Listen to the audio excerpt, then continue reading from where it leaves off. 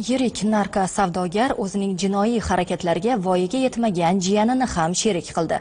Tog'a va jiyan 2 kilogramm gashish giyohvandlik moddasi bilan qo'lga tushdi. Hozir shu haqda.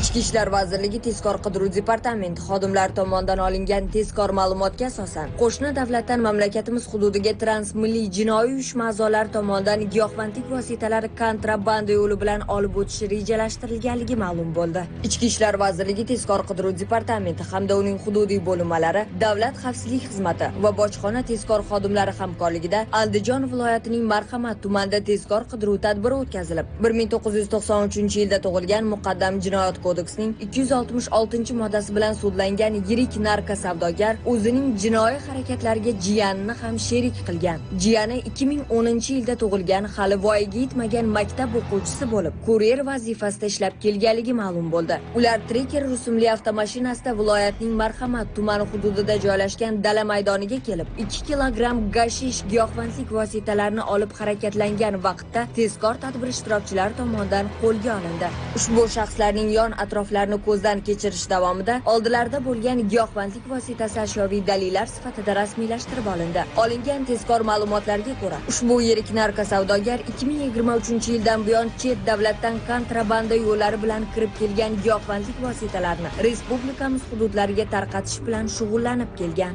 Mazkur holat yuzasidan yirik narko savdogarga nisbatan O'zbekiston Respublikasi Jinoyat kodeksining 127-moddasi va 273-moddasi 6-qismi A bandi bilan jinoyat ishi qo'zg'atilib, qamoqqa olingan.